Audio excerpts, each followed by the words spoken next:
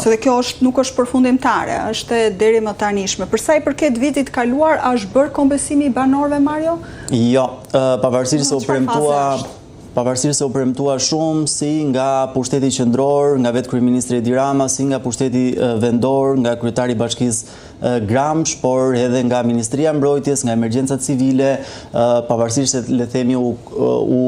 trumpetua gjithandej se gjithkush do të merrte atë që kishte humbur, në fakt deri më tani nuk kemi të përfshirë në asnjë prej vendimeve të Këshillit Ministrave as ato të vitit 2025 që pasuan, le themi patëm dy rishikime të buxhetit në fund vjeshtës dhe në fund vitit. Këtë vit kemi pasur gjithashtu dy rishikime të buxhetit që gjithashtu nuk kanë prekur fondin për të kompensuar banorët e Skënderbegasit në Gramsh, të cilët ishin më të dëmtuarit nga flakët e zjarreve të vitit të shkuar. Kjo nuk është hera e parë që nuk kompensohen banorët e prekur, e kemi të hasur në pjesën e zjarreve, në pjesën e përmbytjeve dhe thua që përderisa nuk janë kompensuar akoma banorët që janë prekur nga zjarret, po ata që janë prekur disa muaj më vonë nga përmbytjet? Jo, as ata në pjesën e Novosel, në pjesën e fshatrave cilët shkojnë në kufirin mes Fierit dhe të Vlorës. Ne në konferencat për shtyp që kemi pasur si me Ministrin e Financave, si me Ministrin e Bujqësisë dhe Zhvillimit Rural, gjithmonë është dhënë një përgjigje që jemi në fazën e inventarizimit dëmeve, në fazën e përllogaritjes së dëmshpërblimeve, por megjithëse ka kaluar tashmë një vit nga zjarret dhe gati një vit nga përmbytjet, sërish banorët. Si funksionon? Fillimisht kompenson bashkia dhe më pas kur është e nevojshme ndryhyn dhe Agjencia Kombëtare e Mbrojtjes Civile? Atëherë ka disa le themi allokime buxhetesh, është buxheti i pushtetit vendor, është buxheti i emergjencave civile dhe më pas është buxheti i cili vjen nga qeveria. Si fillim, le themi është pushteti vendor, jep ato ndihmat paraprake që janë kryesisht në ushqime për ata cilët janë të përmbytur apo për të djegur, ushqime për kafshët në të dyja rastet dhe gjithashtu le themi nevoja tjera që qytetarët mund të kenë. Por kaq është mund të mbajnë mbi supë pushteti vendor bashkia. Më pas do duhet që të kalohet në fondin e emergjencave civile i cili menaxhohet nga Ministria e Mbrojtjes, është një fond i cili jepet çdo fund vit me miratimin e buxhetit për vitin pasardhës dhe më pas nëse edhe këto para nuk mjaftojnë, lipset nevoja për ndërhyrjen në buxhet shtetit. Ne këtë e bëm për të ndryshuar buxhetin dhe për të hequr 4.2 milion euro nga paratë cilat janë tek fondi rezerv i Këshillit Ministrave për koncertin, por nuk e kemi bërë të njëjtën për këto nevoja që kanë qytetarët. Mirë, Mario, atëherë është një tjetër grafik që na shfaqet, sipërfaqja me pye në Shqipëri. Kështu që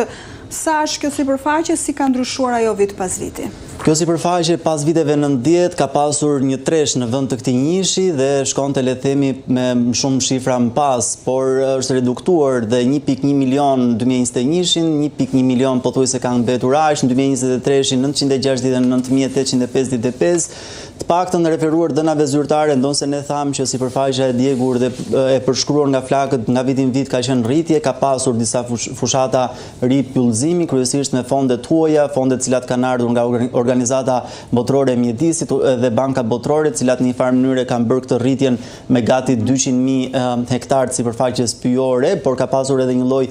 përllogaritje nga Instituti i Statistikave që ngjajnë këto shifra sikur kemi pasur një lloj rritje, por në fakt sipërfaqja nga viti në vit kurora gjelbër e Shqipërisë ka qenë në rënje dhe